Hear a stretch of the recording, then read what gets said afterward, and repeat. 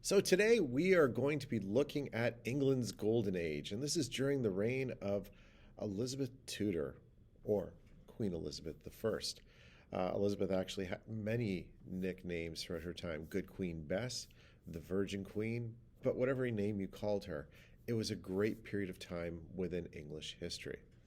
Um, Elizabeth would be the Queen of England and Ireland from 1558 all the way to 1603. This is a unprecedented reign during that period of time. And she is listed as one of the greatest monarchs in England's history. Now, not everything was great for Elizabeth. She was born on September the 7th, 1533, and she was the daughter of King Henry VIII and his second wife, Anne Boleyn. And at first, young Elizabeth had a very good life until the age of 2, where, of course, as you know, Henry VIII, he cut off her mother's head. When Anne Boleyn was found guilty of treason and executed, um, Elizabeth was removed from the court and sent away. And she's going to have a pretty tough upbringing, okay? She's, although she is the king's daughter, she's removed from the line of succession. So she is taken out of there. Henry doesn't regard her as a legitimate heir to the throne. She's going to be downgraded from the title of princess to a lady.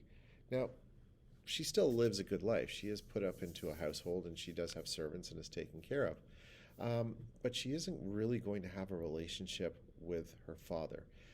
Henry wanted to focus on his third wife, Jane Seymour, and having a male heir. So really, Elizabeth didn't see too much of Henry. Now, it's not going to be until Henry marries his sixth wife, Catherine Parr, that Elizabeth is going to be welcomed back in the family. And this is because Catherine Parr felt it was really important that Elizabeth be reunited with her father. And it's here where Elizabeth would receive an outstanding education, an education that's going to take her into this great period of monarchy. Elizabeth's going to be schooled in a number of different languages. She's going to be a skilled musician, actually much like Henry VIII was. And, she loved to hunt. Even though her upbringing wasn't great, she apparently was a young woman who loved to have a good time. She loved to swear. She was considered to be an excellent dancer. Usually at a royal party, she's one of the last ones to leave. So after she's returned to the life of court, she's pretty happy. One of the key things, of course, too, that Catherine Parr insists on her learning is public speaking, and this is going to be a really important skill that she's going to have when she's monarch. Elizabeth is one of the first monarchs who really is seen by and speaks to not only her people, but as we'll see later on, her military. She's considered to be an excellent public speaker and very, very inspiring. So Elizabeth, was really kind of set up for this great period of monarchy, although no one really ever expected her to become the monarch. It wouldn't be until, Henry's son, as we talked about with Mary, King Edward the Sixth dies, and then of course her sister Mary dies, that she would take the throne. And when Elizabeth takes the throne, it's really going to change things in England.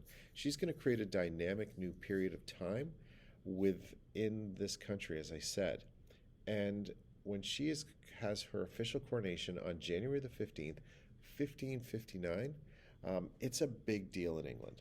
People are leaving that period of Bloody Mary where things were very dark, and they saw Elizabeth as this new beginning. So the coronation is impressive. It's extremely expensive. And Elizabeth gladly received flowers and congratulations from the ordinary people on the street. Most of the coronations that occurred before this, they happened within Westminster Abbey. It was a very private affair for the nobility. The people really didn't get access to the monarchy. But Elizabeth changes that.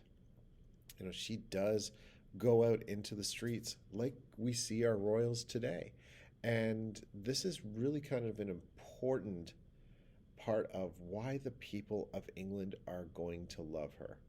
Um, it's a key thing where we see monarchy with Elizabeth trying to be a little more accessible. And this definitely connects to part of her education, which goes back to those humanist ideas of the Renaissance. Because, of course, Henry VII made sure that his son Henry VIII was brought up in those ideals, which became more of an educational standard in England during this time. So it's not surprising that we see Elizabeth kind of embracing, humanism that had been kind of established during the Renaissance. In the spirit of this new monarchy, Elizabeth will get to work to try to rebuild and reunite her country, a country that had been torn apart by her sisters going after the Protestants. Now, she does want to move away from Catholicism and return it to the Church of England that was established by her father. But thankfully, Elizabeth's going to be more tolerant than Mary. We don't see the kinds of persecutions for Catholics that we saw occurring for Protestants under the reign of Mary. Elizabeth proves to be a very clever, quick-witted ruler, and she's very, very persuasive. She rarely fails to get her own way. She surrounds herself with extremely well-chosen members of her Privy Council. Her ministers are hand-selected. And there's a lot of intrigue in these ministers as she really tries to ensure that the powerful families of England are well represented.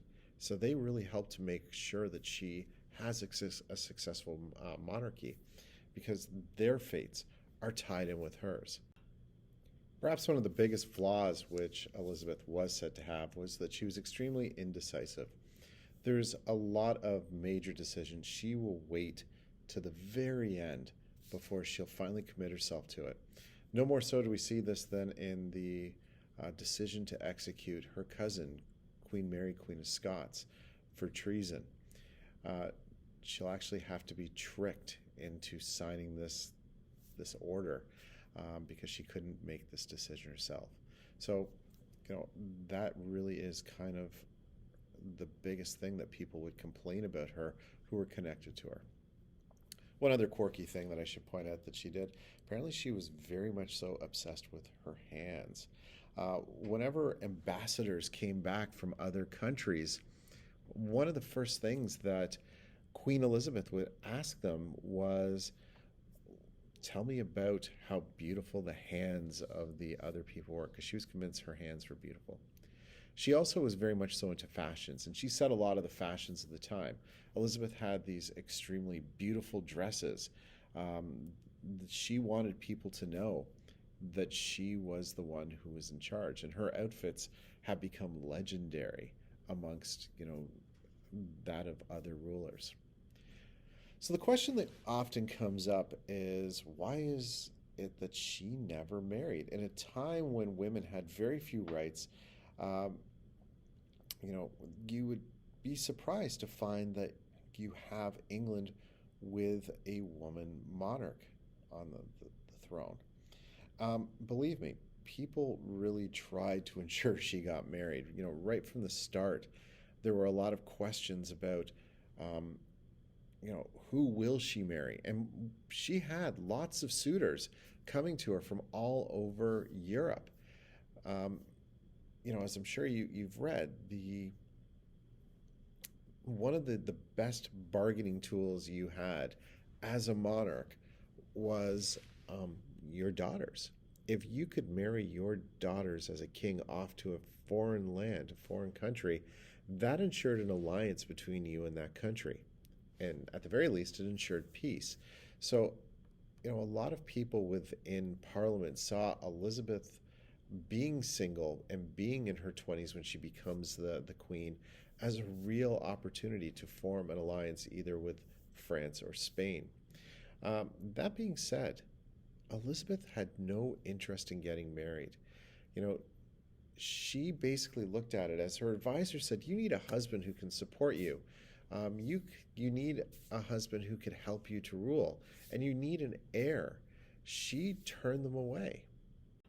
So Elizabeth, would basically answer to these critics and say that, she didn't need a husband to do any of these things. She was more than capable, thanks to her upbringing, her education, and the confidence she had in herself to rule. You know, in 1566, the Parliament actually threatened to cut off all her money until she got married. Elizabeth wouldn't back down. She said, I am already bound unto a husband, which is the kingdom of England. And they never brought up the issue again. This is how Elizabeth's going to get the title of the Virgin Queen. Though we do know from lots of sources Elizabeth did have secret affairs, she would never get married. But she uses that possibility of getting married through the early part of her reign to make deals. So foreign ambassadors would show up trying to get a marriage treaty, and they'd leave with a trade agreement, or they'd leave with some kind of other military agreement, and no marriage. But all of this Elizabeth used to her advantage, and it's going to make England very, very prosperous thanks to it. Um, England's economy is going to bounce back because of the deals she made here. Now, that's not the only reason why England's economy bounced back. Elizabeth is going to fund a number of trade missions. Perhaps the two greatest explorers of England at this time are John Hawkins and Francis Drake, who went to the New World and they established trade routes there. They found new items that they could bring back. Francis Drake, a matter of fact, is going to establish the colony, which he names after her, Virginia, the Virgin Queen. And he will be the person to introduce tobacco to England, although Queen Elizabeth found it to be kind of disgusting. The other way in which they made money for England was these explorers were also what we call privateers. They're pirates who effectively work for the government. So at that point in time, King Philip of Spain was funding a lot of expeditions to the New World, where they were going and they were getting large amounts of gold by stealing them from the indigenous Aztec peoples and peoples of the Incas, and going throughout the Central and South American countries. These giant ships were coming back with untold riches, and Hawkins and Drake would raid these ships, and they became the two most wanted men by the Spanish, but they would bring back this money to England, and so they were seen as being heroes there. Now, obviously, Spain wasn't going to put up with this, and King Philip II of Spain decided that he was going to, get back what belonged to him. He was going to build the biggest invasion force the world has ever seen up to that point in time. He's going to build the Spanish Armada.